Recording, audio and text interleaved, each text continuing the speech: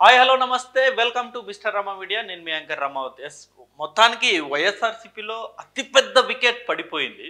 జనరల్గా అతి కొద్ది కాలం గత కొద్ది కాలంగా ఇదే న్యూస్ అనేది వస్తూ ఉంది. ఏంటి, విజయసాయి రెడ్డి వైఎస్ఆర్సీపీ పార్టీకి రాజీనామా చేసి బీజేపీ పార్టీలో వెళ్ళబోతున్నారు అని చెప్పేసి.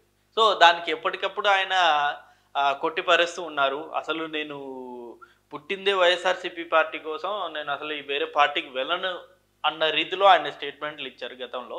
సో ఉన్నట్టుండి ఏమైందో మరి ఇవాళ ఒక ట్వీట్ అనే దానికంటే ఒక బాంబ్ అనేది పేల్చేసాడు ఆయన.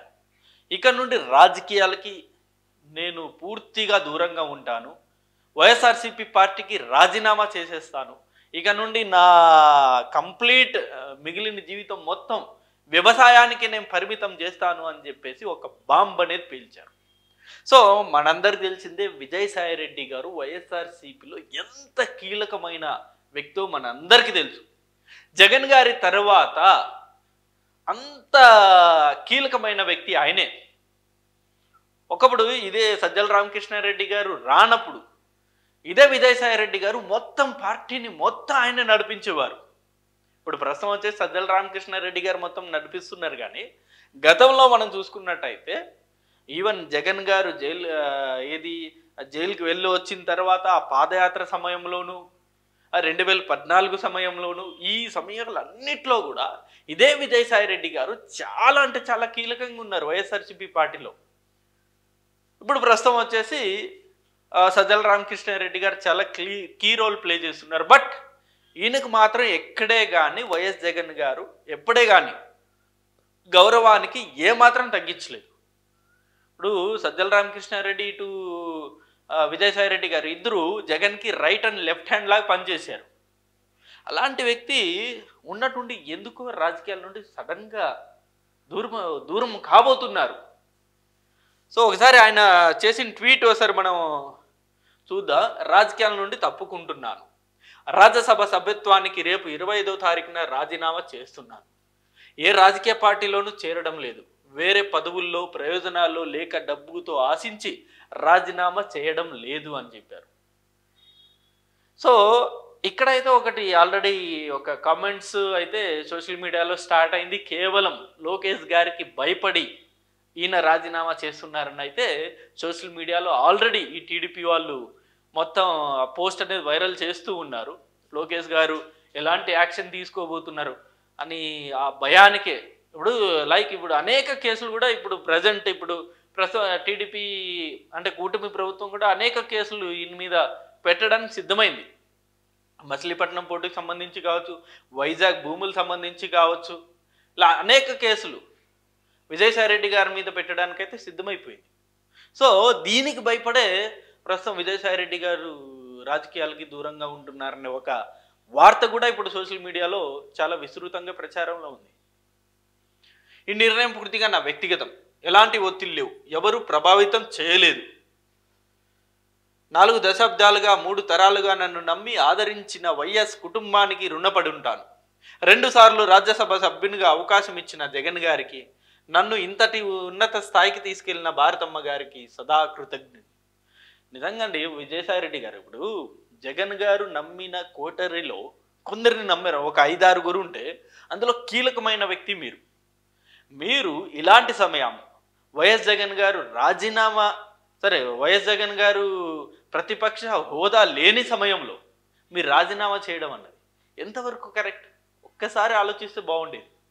కష్టకాలంలో తోడుగా ఉంటేనే కదా దాన్ని గుర్తిస్తారు ఎవరన్నా. ఇప్పుడు పార్టీ ఓడిపోయింది, పార్టీ పూర్తి కష్టకాలంలో ఉంది. ఇంత కష్టకాలంలో జగన్ గారిని ఒంటరిని చేసి మీరు ఇలా వెళ్ళిపోతే ఇక జగన్ గారి పరిస్థితి ఏంటి? ఆల్రెడీ వైఎస్ఆర్సీపీ పార్టీ ఇప్పుడు గ్రామ స్థాయిల్లో దగ్గర నుండి సోషల్ మీడియాలో మొత్తం వీక్ అయిపోయింది. ఎక్కడే కానీ అంత యాక్టివ్గా కనబడడం లేదు.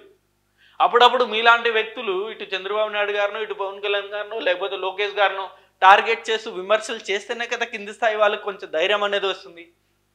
మీలాంటి వ్యక్తులే నాకు అసలు రాజకీయాలు వద్దని చెప్పేసి పక్కకి వెళ్ళిపోతే ఇక కింది స్థాయి నాయకుల పరిస్థితి ఏంటి? వాళ్ళు వైఎస్ఆర్సీపీ పార్టీని ఇక సపోర్ట్ చేస్తారా? జగన్ గారి మద్దతుగా మాట్లాడతారా?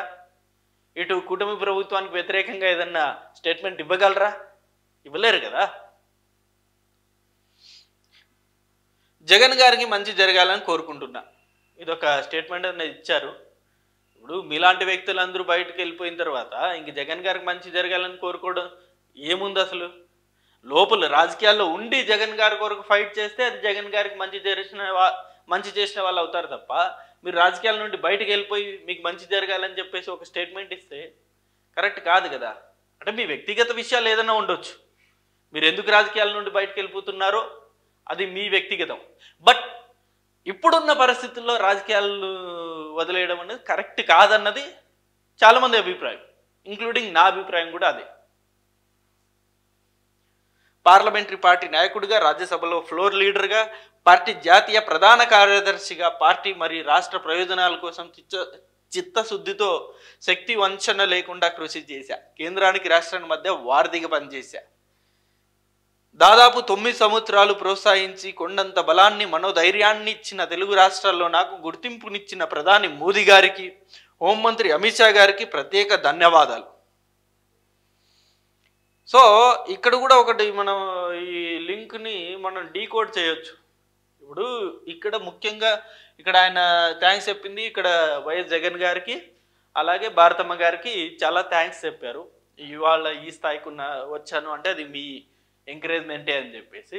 మరి ఇక్కడ ఇటు ప్రధాని మోదీ గారికి, అమిత్ షా గారికి కూడా ధన్యవాదాలు చెప్పారు అంటే భవిష్యత్తులో మళ్ళీ ఏమన్నా బీజేపీ పార్టీలోకి వెళ్ళే అవకాశం ఉందా అంటే ఆ లింక్ని ఇక్కడ కూడా మనం ఇంటర్లింక్ చేసుకోవచ్చు.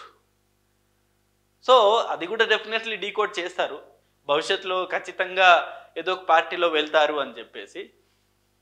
చూద్దాం మరి ఏం జరుగుతుందో, ఆయన భవిష్యత్ నిర్ణయం ఎలా తీసుకుంటారో. నిజంగా ఆయన చెప్పినట్టు వ్యవసాయానికే పరిమితం అవుతారా, లేకపోతే బీజేపీ పార్టీలోకి వెళ్తారా అనేది భవిష్యత్తులో మనకు తెలుస్తుంది. టీడీపీతో రాజకీయంగా విభేదించా. చంద్రబాబు గారికి కుటుంబంతో వ్యక్తిగత విభేదాలు లేవు. వ్యక్తిగత విభేదాలు అయితే లేవు, కానీ కొంచెం హార్ష్గా ఎక్కువగా మాట్లాడేవారు. చంద్రబాబు నాయుడు గారి వయసు గురించి కావచ్చు, లేకపోతే లోకేష్ గారికి సంబంధించి బాడీ షేమింగ్ ఇవన్నీ కూడా విజయసాయి రెడ్డి గారు ఎక్కువగా చేసేవారు. అది వైఎస్ఆర్సీపీ వాళ్ళు ఎంజాయ్ చేసేవారు, కానీ ప్రజలు దాన్ని కొంచెం ఒక అనీజీగా ఫీల్ అయ్యేవారు. సో ఆ అనీజీనే ఇవాళ 11 స్థానాలకి తీసుకొచ్చిందని చెప్పుకోవచ్చు. సో అవి కూడా ప్రస్తావించారు. నాకు టీడీపీతో రాజకీయంగా విభేదించాను, నేను చంద్రబాబుతో పర్సనల్ గొడవలు ఏం లేవు, అండ్ పవన్ కళ్యాణ్ గారితో చిరకాల స్నేహం ఉంది అని చెప్పేసి కూడా ఆయన చెప్పడం జరిగింది. బట్ పవన్ కళ్యాణ్ గారు ఎప్పుడే కానీ విజయసాయి రెడ్డి గారిని కలిసింది కానీ, లేకపోతే విజయసాయి రెడ్డి గారి పేరు తీసి పొగిడింది కానీ, ఒక్క స్టేట్మెంట్ ఇచ్చింది కానీ ఎక్కడే కానీ మనం వినలేదు, చూడలేదు. బట్ మేబీ అది మీడియాకి తెలియకుండా మేబీ వాళ్ళిద్దరూ స్నేహంగా ఉండొచ్చు. బట్ ఆయన అదే ప్రస్తావించారు. పబ్లిక్ తెలిసైతే విజయసాయి రెడ్డి గారికి, పవన్ కళ్యాణ్ గారికి ఎప్పుడు ఇద్దరు కలిసింది లేదు ఎప్పుడే కానీ. నా భవిష్యత్తు వ్యవసాయం, ఇది ఒక లాస్ట్ స్టేట్మెంట్ ఇచ్చేశారు. ఇక నేను రాజకీయాలు మానేసి వ్యవసాయం చేసుకుంటాను అని చెప్పేసి. నిజంగా ఆయన వ్యవసాయంలోనే ఉంటారా, లేకపోతే ఇప్పుడు ఆయన ఆల్రెడీ అనేక కేసుల్లో ఆల్రెడీ ఒక పీకల్లోతు కేసుల్లో ఆయన ఇరుక్కున్నారు, చాలా కేసులు అనేవి ఉన్నాయి. సో ఆ కేసులన్నీ కూడా ఈయన నెత్తి మీదకి రాకుండా ఉండాలి అంటే బీజేపీ పార్టీలోకి వెళ్తే ఎంతో కొంత సేఫ్ ఉంటుందనేది కూడా చాలామంది అభిప్రాయం కదా. గతంలో ఇదే విజయసాయి రెడ్డి గారు బీజేపీ పార్టీలోకి వెళ్తారు అని వార్తలు వచ్చినప్పుడు ఇదే మాట్లాడుకున్నారు అందరూ, కేసులు భయపడే బీజేపీ పార్టీలోకి వెళ్తున్నారు అని చెప్పేసి. మేబీ అది కూడా భవిష్యత్తులో ఏమన్నా జరిగే అవకాశం ఉందా అనేది కూడా ప్రస్తుతం ఈ డౌట్ అనేది చాలా మందిలో రైజ్ అయింది. సో ప్రస్తుతానికైతే విజయసాయి రెడ్డి గారు ఈ బాంబు లాంటి న్యూస్ అనేది ఇప్పుడు ట్విట్టర్లో ట్వీట్ చేశారు. మరి దీన్ని వైఎస్ఆర్సీపీ నాయకులు, వైఎస్ఆర్సీపీ కార్యకర్తలు, వైఎస్ జగన్ గారు ఎలా రియాక్ట్ అవుతారో తెలియని పరిస్థితి. అప్పుడు వైఎస్ జగన్ గారిని ఒకప్పుడు ఒక విలేకరు అడిగారు, పార్టీలో ఉన్న కీ మెంబర్స్ అందరూ వెళ్ళిపోతున్నారు కదా అని చెప్పేసి. అప్పుడు వైఎస్ జగన్ గారు నవ్వుతూ ఒకే ఒక్క మాట అన్నారు, ఏమని, వెళ్తే వెళ్ళని కొత్త వాళ్ళు వస్తారు కదా అని చెప్పేసి. మేబీ అలా కూడా వైఎస్ జగన్ గారు తీసుకునే అవకాశం ఉంది. బట్ వైఎస్ జగన్ గారికి, విజయసాయి రెడ్డి గారికి చాలా అంటే చాలా అటాచ్మెంట్ ఉంది, చాలా. సో అటాచ్మెంట్ని ఇప్పుడు ఒక డిస్టర్బెన్స్ అయితే క్రియేట్ అయిపోయింది. మరి చూడాలి ఇంకెంతమంది బయటకు వెళ్ళిపోతారు. నిజంగా ఇలాంటి వ్యక్తులందరూ వెళ్ళిపోతుంటే ఇక 2029కి వైఎస్ఆర్సీపీ పార్టీ ఉంటుందా అన్న డౌట్ కూడా రైజ్ అవ్వచ్చు.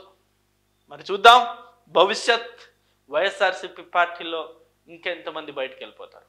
ఇది video and thank you for watching this video. ఈ అంశం మీద మీ అభిప్రాయాన్ని కూడా కింద కామెంట్ రూపంలో తెలియజేయండి.